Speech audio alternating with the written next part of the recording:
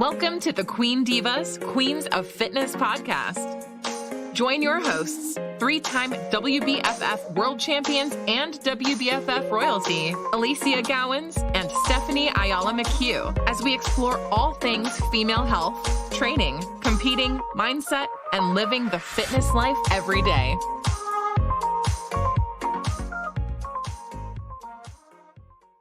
So welcome back, everybody, to the next edition of the Queen Divas podcast. Following on from a couple of episodes now where we've, really hit the food side of things and just, how to optimize and prepare, pre and post training, and then also, how to be able to work to a meal plan on budget. We've really covered off all of those things. And, the whole saying that abs are made in the kitchen and not in the gym, well, it's partially true. It's significantly so linked to food. But what we wanted to cover off today is, and I think there is a direct link to some of this stuff we've been discussing, some of the commentary and some of the posts and some of the overall vibes I'm seeing from these athletes we've got taking to the stage for season A. We've got obviously the Gold Coast show opening up, next weekend. We've got the Orlando show the week after that. You guys are next weekend. Wow, that's creeped up so fast. So you're a week out? Are you approximately from, today's recording, so probably when we publish this, you guys are going to be going into show weekend. Correct. And, I'll be getting off this recording and getting straight into pumping through peak week programming. So it's like... Ooh, exciting. It makes me excited. The season here is definitely, you guys are the opening show, so I think the buzz is going to be incredible with you guys. It's just going to be, I know I'm going to be watching all y'all. I'm going to be, trying to just see how the show goes. I'm all about, the event and the weekend, and obviously seeing the team and everybody that is getting on stage and the new faces and all of that is so exciting. But I think also it's kind of enlightening to us these last couple of weeks, right, Hallie? How many times have you been in a prep, and the last 2 weeks we just get in our fucking head, oh my God, in our head, we just don't think we're going to be ready. Or I looked better last night. I looked better 2 hours ago. You know what I mean? We just get so mental. It's very, very, very, very unlikely that you have gone backwards in the space of 24 hours, 48 hours, or even a week, unless you have drastically thrown the baby out with the bathwater and done something really stupid, which I highly doubt it. You won't have that problem, right? So if you followed your plan for weeks on end, let's say even months on end, you should not stress and worry. Your coach has literally been programming you for months. And if you've been following the protocols that should have been followed, you shouldn't stress. But I will say the clients that do stress, and this is from experience, are those that maybe didn't follow the plan. They didn't just really do everything leading up until those last few weeks. And now they want to really buckle down and do those last minute things that you think are just going to magically happen. So if you are that competitor that is just trying to cram everything in these last few weeks because you didn't follow your, preps throughout the whole time, we are not talking about you, because this is definitely not the topic we're trying to cover here, because we're talking about mindset that is actually from committing to the prep, doing the prep, and now you're in your head thinking you're not good enough, right? We're in our head thinking we've done all the work and we're here 2 weeks out, a week out from show, a few days out from the show, and you're starting to break down mentally. That is not okay because you've done all the work. The amount of, posts and commentary that I've seen about, stress and nerves and not feeling ready, and really, and then even the ones that are posting where they'll have a statement where I think, holy shit balls, you are seriously sideways in your thinking right now. They're seeing things that are not there. They're freaking diced, and they'll be making comments about how they hope this last bit comes in. I'm like, from where? The only fat you have left to lose is between your ears, you idiot. What are you talking about? There's no fat on your body anywhere. But you There see isn't. this, right? And I'm talking like I'm watching this in people that I don't coach. Like I'm just watching stuff pop up in my feed and I'm like, holy moly. Like this You is can see when they're in their head. Yeah. You can see when they're like, oh, hopefully I'll be ready. Oh my or God. these last 2 weeks are going to be, trusting the process. Like, oh my God, anytime you see the trust the process comment, you're like, okay. You know that they are internally in their head, like freaking out over something, whether it be the carbs they've got or they don't have, or it's, like, should I come back? Do I need to just go no carbs now? I think that's what starts getting in their people's head. You know what though, Ellie?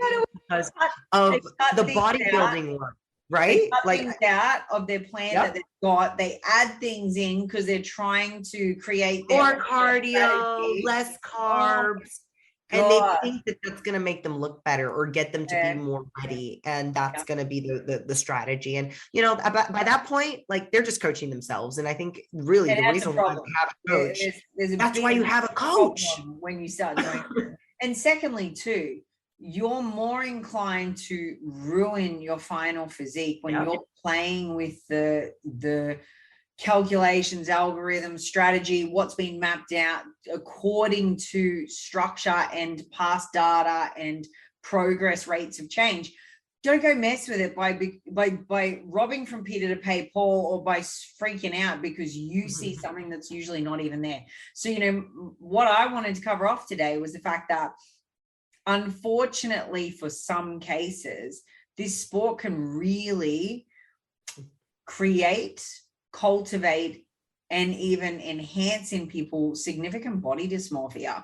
And I think, it's really worth us having this conversation, because I really want everyone listening to this, and especially those coming into a show, to analyze, like, do I do this? Am I guilty of this? Am I being hyper focused on things that are really not even a problem?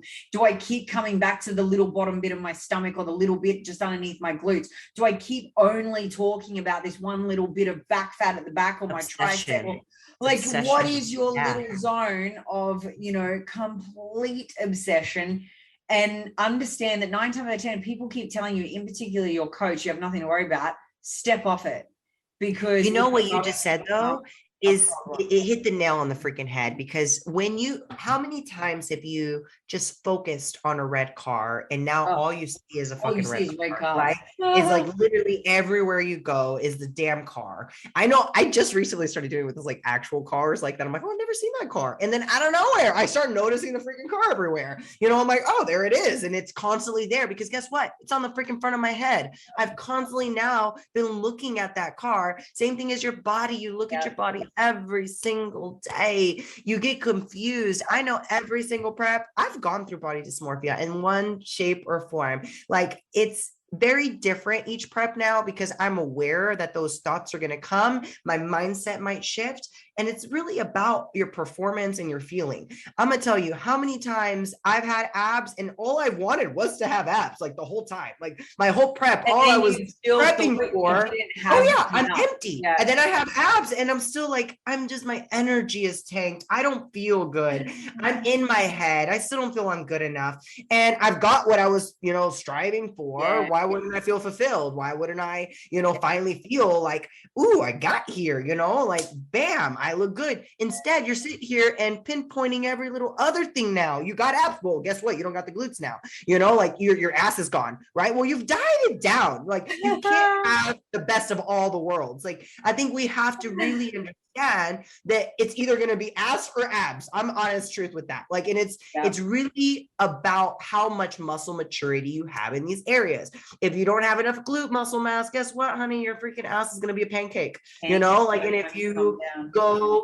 if you go with not training abs and you think it's just made in the kitchen, by dieting down, you will end up dieting down, being at your lowest body fat percentage. And guess what? You're still not going to have abs because you never actually trained the muscle properly, loaded it. You didn't really have a core day. You didn't really isolate by trying to, contract your lower abs and load them by higher reps or more volume, so it's why we discussed at the start of the episode that, abs are made in the kitchen, not in the gym is look, yes, there's a big element of truth to that, because it's how we strip back to show the abdominal wall. But that's what I meant when I said it's not the whole picture. Totally. Yeah. Because I've got a lot of people that think when they get lean, they're like, well, but abs are just gonna pop out. And it's like, well, you are a baby at this game and you haven't developed them yet, and it's going to take time. Right. Yes. You know, one analogy that helped me so much from a coach that, you know, I respect so much. And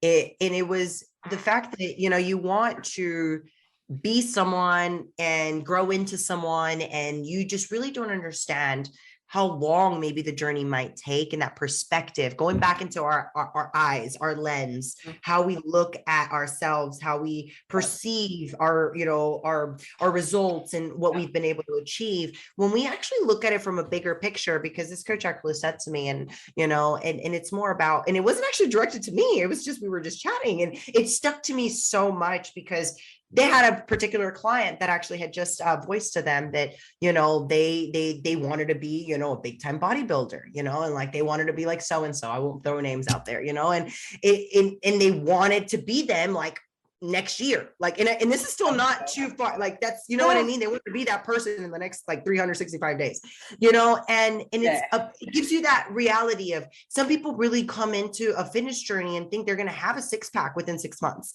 or they're going to have, you know, glutes and, you know, abs at the same time, whenever you never really even trained them before. You're going to have to, you know, build that muscle up. But what that analogy was, is like, hey, you can want that as much as you want. You could, you know, want to be that, you know, bodybuilder, but, you know, you can also want to be a freaking professional football player. And you can also want to, you know, be a professional baseball player. But guess what? You're still a student. You're still also a kid. Can a kid be a professional baseball player and also be a professional football player? And you know what? That skill is developed, right? Like that, year after year of maturity, of layering that foundation. Doesn't mean that kid can't want to be, you know, and thinking of them like as a kid, because they're starters, right? For the beginning, you're a bodybuilder, right? Like they're thinking, well, I can do this in a year, you know, when in reality, they're just that 8-year-old barely starting to play football or baseball, and they're wanting to be the professional athlete, you know, and they're wanting to be already being paid by the NFL, you know, and they want to be that tomorrow or the next year. And it doesn't work that way. We have to keep thinking of ourselves as a bigger picture, a bigger lens, and not think that we're going to be, maybe, again, doesn't mean you can't be a champion. Let's talk about a competitor standpoint. Doesn't mean that you can't have what it takes to be, to be a world champion. But guess what? Maybe it won't be next year. Maybe you got to continue working on your skill and continuously adding on more muscle and maturity to your skill to be able to fill in those shoes. So going back into perspective and lens, I think the way we look at ourselves the first time we compete is so freaking distorted. I remember my first show, I thought I was gonna have abs, I thought I was gonna have like a perfect glute, and I thought, you know, I'm gonna be able to keep it. Like, I don't know what we think when we first start this. Honestly, like, it is sad, because I had the worst post-show blues. We've actually talked about how like I had a really bad rebound my first couple shows, and it was a very big learning experience as far as the way you look at yourself, because then all you do is sit there trying to be that girl on stage, trying to have those, you know, lean muscles and pop and like separations. And guess what? I did not feel good during those times, and still to this day, any prep that I have to get to that condition, I don't feel good. I don't. So please take that home. Also, too, it's not healthy. All of your health markers are in decline. Your hormones are in decline. There is nothing at all about that condition that is healthy. This is the thing. But there's a reason we only peak for that stage, for that day, for that tiny period of time in our year. And then we get the hell out of there and we reverse back up and out, and we focus on improvements, right? Listen to how she said a day, you guys. I just want them to like really understand. Literally this is for a day. Don't try and hold on to it for the next month and a half, you bloody idiots, where you say, I'm going to get all this content. No, fuck off. Do it for the 1 week that is peak week. Get your content, get the hell out. You shoot, you know, out of the show that week after is a perfect time. Exactly. It's not healthy. So the reason we wanted to bring this up is because when you see these emerging comments, you see these patterns of behavior and thought processes, especially from the juniors, you know, the babies that are coming through, the complete amateurs, never done this before. You know what I already see coming? The fallout after the show, all of the stuff that's going to come, and then all of the issues with reversing, all of the issues with losing the stage, you know, physique. And please, everyone, revisit our former podcast about getting comfortable with being uncomfortable, which is really just pushing your, you know, food up, getting to the point where you're actually growing. But the primary focus for you during this time is health and performance. It's 100%. Oh my God. So, look at that and re-listen to that. If you have already, listen to it again. If you haven't, go find it, because it's an imperative, I think, an imperative conversation to be, you know, hearing. And especially for those people that are on stage or coming up to a stage, because this is the small window of time frame where you can actually seriously damage yourself. And that's you can 100% prevent yourself from having, you know, success ongoing, from having any kind of improvement between this stage and next, from even enjoying the experience and wanting to come back, from seeing it as a sport versus a self-destructive experience. Or a lifestyle balance of saying, I want to be able to continue doing this after the fact that I, you know, competed. Because so many people get lost after the show unless they're doing another show or like considering another show, which it's not for everyone to constantly be competing. You know, you may be one and done and just like, it was, you know, off my bucket list. I've done it, but I really want to live a healthy lifestyle. I like training. I like going to the gym. I like, you know, obviously, you know, building up my body, but I don't want to have to necessarily go on stage. Well, you lose a sense of motivation when you don't have those deadlines, when you don't have another show to work towards. So having performance goals is very, very crucial. I don't think you do lose it as long as your attachment to the stage is for the right reasons. If you're looking at it for the purpose of, you know, status or only how one looks, and it's only this aesthetic thing, it's not a personal development journey, it's not a transformation of mental and physical, it's not all these other things that make it a powerful process and a great experience that will challenge and reward you, then you're going to have issues post. And let me will be issues with self. I can't agree with you so like, oh my God, so much. But right now, what you just said, it takes not an amateur to realize, it takes a pro. And that's the problem. The problem is that you go into one of these shows. I know myself or you with all your amateurs, think of it.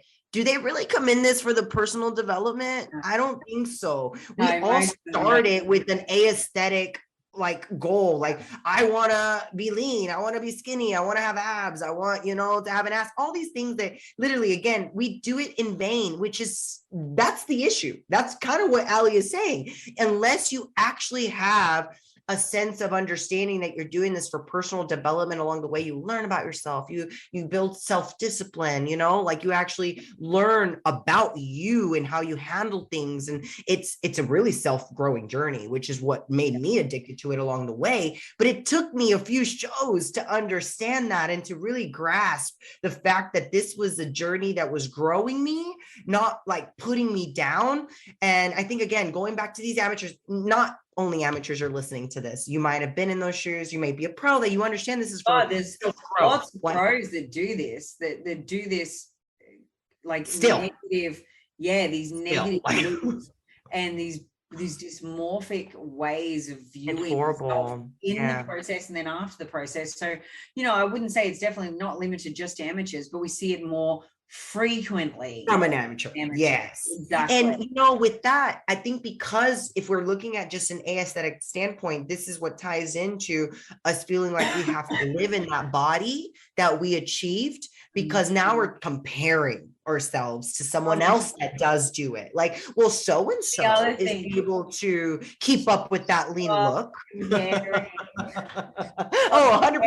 Another episode you guys can go and refer back to is, you know, not comparing yourself, or even reverse dieting. I think these are all very reverse dieting ones. The reverse dieting one's a really great one for people coming into the show. Let's definitely guide you back to that, and then to our off-season one, because they do go hand in hand. reversing comes first. That real and going into the building phase. Off-season building phase is next, because that's the progression. But if for those listening to this that are hyper focused on areas of issue, guess what? They're going to continue to be an area of issue for you. They're going to continue to be something that you feel unhappy about. If you fail to let go, reverse diet, and actually grow, and we do really stress that in our off-season podcast, but it's super important. And I want you to understand too, that the more you focus on an area, that's all you're going to get. That's all you're going to see. It's what you get, what you put your attention on, end of story. But secondary to that is that in hyper focus on an area or on a current state of condition, you prevent yourself from progressing past that point, then guess what? That is all you're ever going to get. That's the ceiling. That's the ceiling you're putting on yourself. If you don't like it that much that it's giving you angst, then do something about that area by progressively building forward. And I think also the weak point, that just means like what you just said means it's what, there's probably a weak area. If you can't if you can't progress it and you're not getting better at it, it probably has to be, not necessarily addressed that much more, but it needs to be worked on, meaning mind to muscle, volume, whether if that's to progressive overload, there's something, whether if that's through food, eating more food to grow is very essential. Like you thinking of being on a low calorie diet is going to grow your ass is not happening. I also think it's an opportunity for you to stop and think about, what is it that I'm actually unhappy with? And I'm not talking about what I'm unhappy with physically. I'm talking about what is it that is making me think that the attainment of abs is where my happiness will be found, because it's never going to be found in something aesthetic. It's actually a very internal, very deep, very different. I relate to that so much. Find this happiness in. And the more that you fail to find this inner component of yourself, the more you're going to only ever project and expect this external variable to fill it. And you will continue to fail. You will fail on so many levels in so many aspects of your life, not just the stage, because you're never going to reach this space of contentment and peace and acceptance of where you are now. And until you get to that point, moving forward is honestly almost inevitably, something you won't achieve, because you're going to continuously be stuck back here in this point of angst over something that you think you are not yet. Everyone that feels these feelings is because you're trying to be perfect. You're trying to be this perfect, like model or perfect, influencer, perfect mom, perfect wife, perfect girlfriend. You don't have perfection in any way, shape, or form in our lives. We have to create something that feels good, that empowers us, that makes us actually feel grounded, rather than making us feel like we're not good enough, because all those feelings are just creating emotions of not being good enough, even for your own self. If you're not even good enough for your own self, how can you be good enough for anybody else? So you do have to realize that there is performance aspects, there's emotional aspects, because our freaking emotional state is just out of whack when we're on a low calorie deficit. We don't see ourselves in a good way.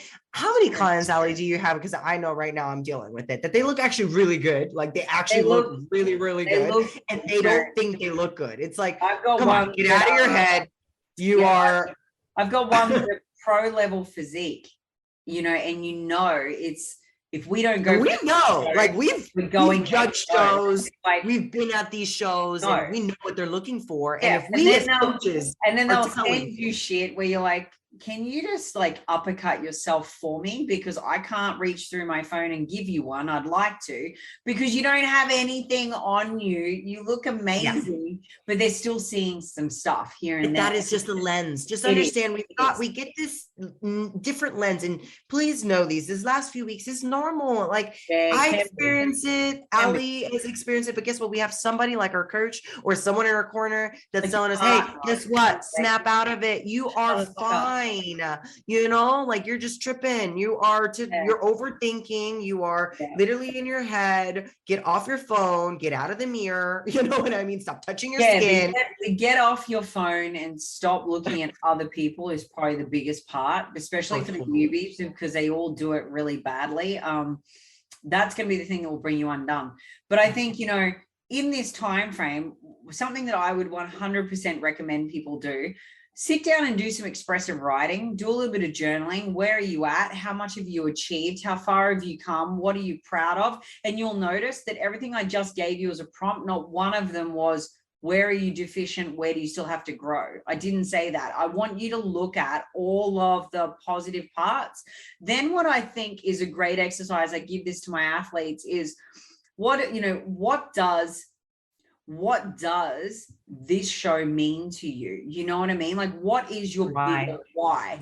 And what is it about this experience that made you want to embark on it in the first place? And I'm going to keep bringing clients back to their initial drivers. And at the start, a lot of them, and the reasons for it, weren't linked to abs at the end. I'm going to be very honest with that, because most of them aren't, but they lose sight of it as they start going through the journey. It starts with it normally. Correct. Like, I think most of the time they tell us they want this muscle group to be bigger, or they want to be leaner. But by the end of the journey, you're so right. It should be way more about than just more than that. Exactly. It should have been what they accomplished, what they were able to achieve throughout the prep, all those barriers. I mean, oh my gosh, life isn't easy, especially when you're going through prep. Things come your way. You feel like it's coming to just completely sabotage your life. And you feel like prep is just completely shit because of what's going on at work, at home with your relationships. And, that just makes you that much more of a warrior to get through prep. And the fact that you were able to endure some of these moments and still fight through and just get to the stage, that's a win in itself. And knowing that, again, we're going to look at yourself differently, because you look at yourself every day. You're being a perfectionist, especially if you're analyzing these small little skin folds and, you're literally analyzing the metric of every little centimeter. Get out of the numbers, because I will tell you, one of the things that helps me a lot when I start seeing that my head is going in that direction. Start now. Put your photos side by side, because that's it. No more about your numbers. Just a side by side of my very first check-in photo at the start of this prep to my now photo will be enough to blow your little mind wide open, and it will make always. Oh my God, you know what? Like, no matter how much progress I still have yet to make, I look amazing, and look at where I came from, and look what I look like now, and pat on my back. I'm fantastic. I'm bulletproof. Like, it's a I'm going to guarantee something, because I think this is the truth for most, that they're going to look back to this, because I know I do it every time, but I remember exactly what I was thinking in that moment when I was taking that photo, or whenever I look, and then you look back and go, I wasn't lean enough. Thinking. Yeah, I'm like, I wasn't lean enough. I remember thinking those thoughts, like when I was doing maybe whatever, content or photo shoot. And I remember maybe, during that day, I was thinking to myself, is like, I'm still not lean enough. I still don't have the, abs conditioned enough. I still don't, I'm still not ready. And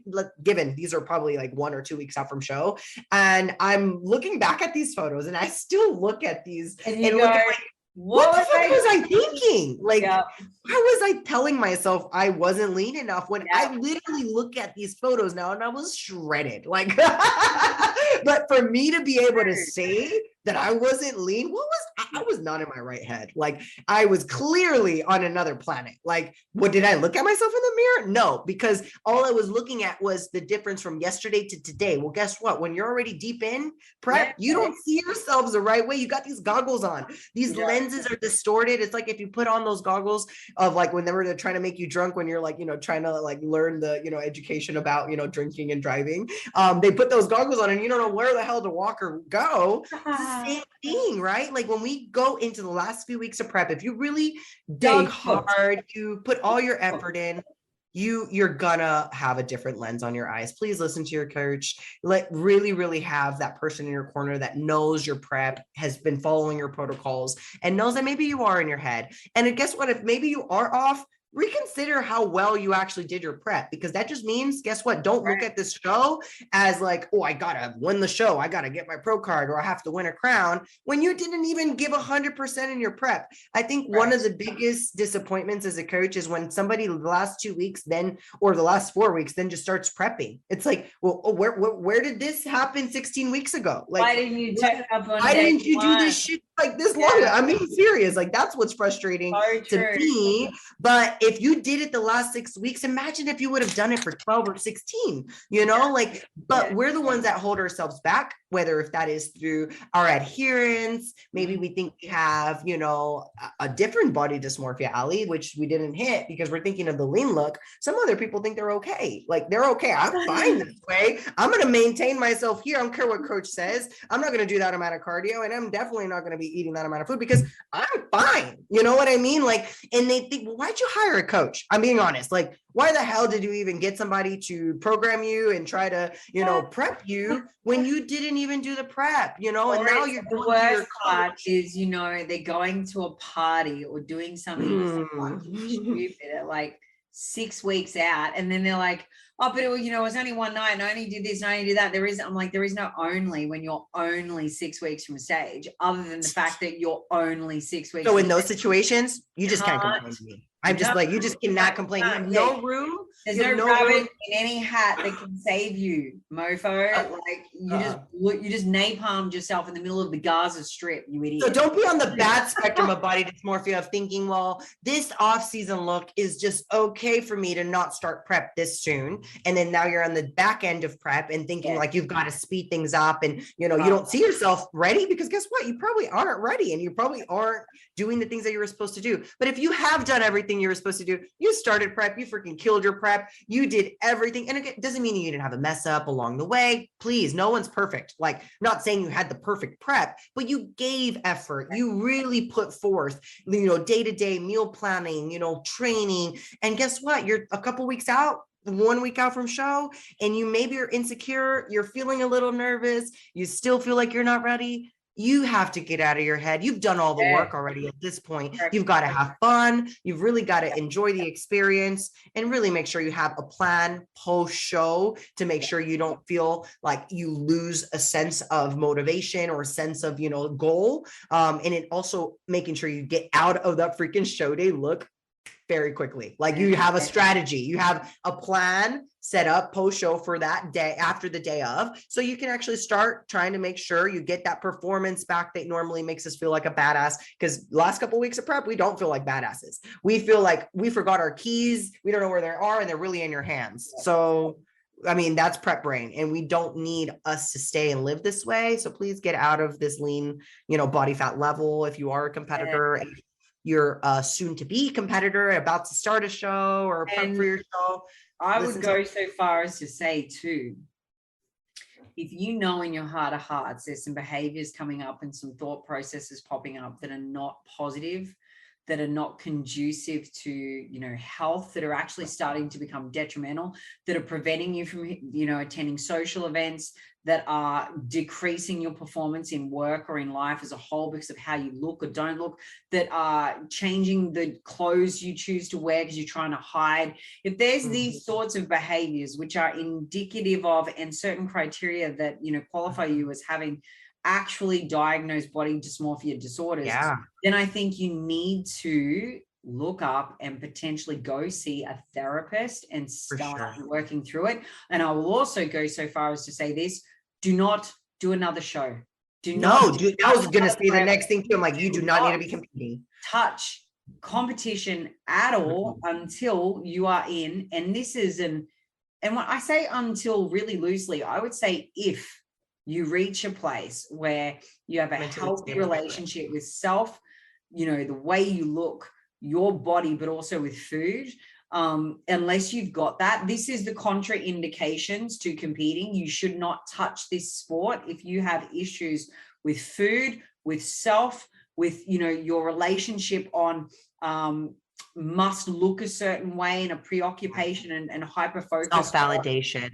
Like if you're always looking to be someone or fulfill someone's shoes because someone said you, maybe I would like you know, if you look this way, or, you know, all of that. Oh my God. Yes, get fucked sound. That's what I'd be saying. Someone said that shit to me. Absolutely. I mean, at the end of the day, if you're not in that really positive space for you, for yourself, then I think, that needs to be addressed and worked on first. If it starts to develop, then you need to correct it and go and address it now. And then there is to be no further shows and no discussion of shows until that is rectified, if it can be rectified enough for you to step into the sport again. Because this sport is a sport, remember that. It's not. It is subjective, guys. It's a judging panel.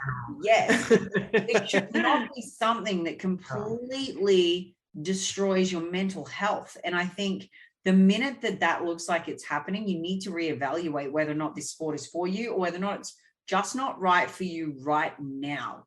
And there might be more internal work that needs to be had.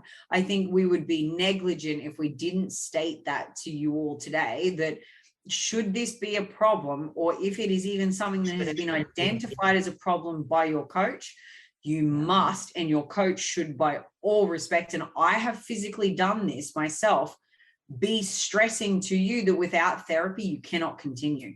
You cannot. I've pulled clients out of shows, Ali. Yep, I really have. I'm like, you're not doing this show. Like, this is just not. This is not a good place to be. I see where this is going. We got to fix these issues. And you know what? We're going to maintain here. We're not even going to go into a freaking deficit. We're not even going to keep going into a weight loss. Because guess what? That's actually bringing up that freaking monster even more. And if you have, a binging problem, or if you, like Ali said, have a very bad dysmorphia already with your current physique, and this isn't even in prep, like, you should never even start one. Like, it's way more. Maybe you've been in a prep in your head and restricting yourself for too long. You actually probably have to reverse diet and start kind of, actually up your hormones. I love that you even said that, because I've got several clients at the moment that are out of eating disorders, finished working with therapists, are in the healing process, and I am not letting them anywhere near a prep still until they're reversed calories and their relationship and their conversations and their day-to-day attitude towards the process itself, without, this is a pre-prep phase, we're not even in prep, is one that I'm comfortable with, because it's a relationship with food and yourself. It's a very different relationship. It's not like body dysmorphia is about the way you look. But then if you have a food relationship problem, meaning like you're restricting yourself from certain food groups, or usually it's carbs, or on the other spectrum, maybe you're binge eating. Like, this is also a problem, right? Like, it's not just, depriving yourself. Sometimes it's just like you have a binging problem. And this comes down to so many other issues that are trigger points that could be, emotional state, as well as like, obviously having deprivation from too long periods of time. That's what makes you binge, which is because you're just following such a low calorie amount. So there's different forms of body dysmorphia, not just a competitor standpoint when you're super lean. That's what is very relevant, I guess, in our sport. Like, that's kind of the body dysmorphia that we see more commonly. But I've also experienced it myself in an off season where I see myself in such a different, like, I feel fat as fuck, and I'm like, I am so like out of a complete feeling. I feel bad about myself. And then in reality, until you're pregnant, lady. But that's again, you don't look that. So even Allie's having a little body dysmorphia, thinking that she's like extremely big when she really isn't, But I know I'm just kidding with you. You know what I mean? Like, it's true though. It's true. You literally still have, like, I have a really good relationship with food and with self, so I'm very lucky. But you still have those moments where you're like, holy shit, man, I feel like Shamu the whale. You still have those moments. They just don't last long, and laugh off, and then nice. Yes, that's what I was going to say. That's a healthy, natural beauty, ebb and flow of the good and the bad dialogue that we all have inside, right? When it becomes unhealthy is when it becomes obsessive, hyper. It's your story. It's what you tell yourself and you believe. Narrative 24/7.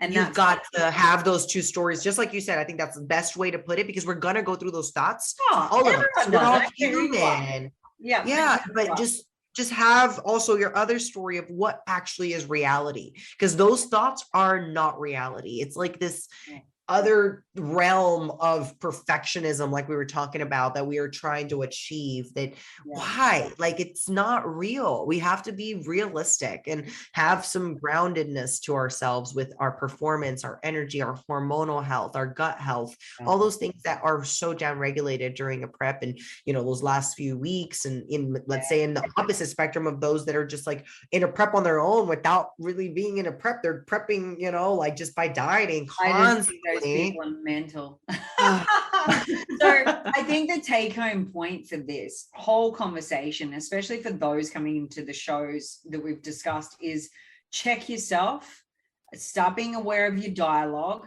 start being aware of where your focus and attention is going. Start having open conversations with your coach if you are a little worried about yourself.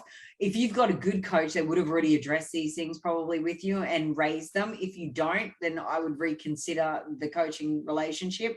And I would 100%, like I said, if you've got more than a few of the things that I mentioned earlier, seek some therapy. Just get, even if it's just a couple of consults for intervention, you want to be having that just guidance and support and the ability to converse about it.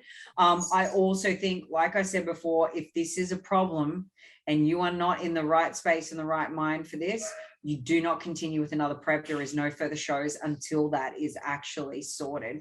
Revisit our conversations about reverse dieting, revisit our conversations about being uncomfortable in your off season, because that's where magic happens, and start to identify how you can broaden the way that you view this sport and the many phases you physically have to go through in order to achieve the success that you're telling yourself you're, you know, lacking in an area. And that's the reason. Be realistic. Yes, exactly. Be realistic. Think of that analogy. You know, I kind of like set, and it still settles with me because it's so true. Like when we grow up, we want to be someone, we want to be like that athlete, and guess what? You still can, but you've got to put forth every single day that effort. And it just can't be a season for like, doesn't happen overnight.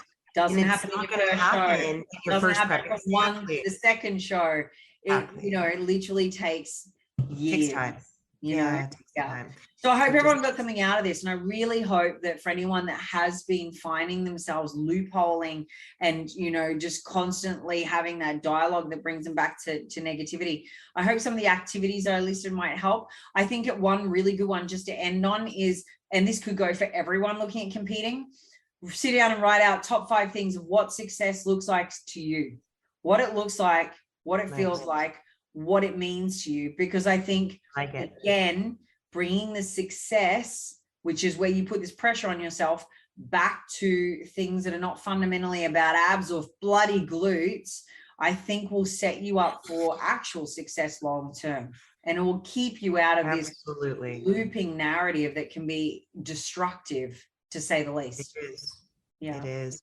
I hope you guys don't sit in that like body dysmorphic phase, and it's normal to go through it. Get out of it. The sooner you get out of it, the better you feel, but it's normal to go through it. So just putting that out there for all of the competitors, and also maybe other people that are feeling some body dysmorphia on themselves by, you know, the way they see themselves. It's just a feeling. It's the way you see yourself. That doesn't mean that's the way the world sees you. Very rarely what we everyone else of you. This is the key to this. It's very rarely what is the reality of how you present to everyone else. So just remember that. You're very hard on yourself at this point. So anyway, we had a great time chatting about this today. I really hope you all enjoyed listening, and we cannot wait to share with you our upcoming episodes. Once again, we love to hear feedback. We'd love to hear, maybe even if you want to do a post and talk about, you know, maybe the darkest moments you've had of competing, how you got through it, and maybe, or the way you've changed the way you view something so that it's moved into a more positive light. Because we'd love to hear the good, the bad, the ugly from all of you. Once again, thanks for tuning in. Thank you, everyone. Until next episode. Bye, y'all. See you next time. Bye. Thanks for tuning in to another episode of the Queen Divas, Queens of Fitness podcast. Make sure you follow us on Instagram at Queen Divas Pod, on Twitter at Queen Divas 4, and follow our hosts on Instagram, Alicia at Alicia Gowans _WBFF Pro, and Steph at Stephanie Ayala 7. See you all next week.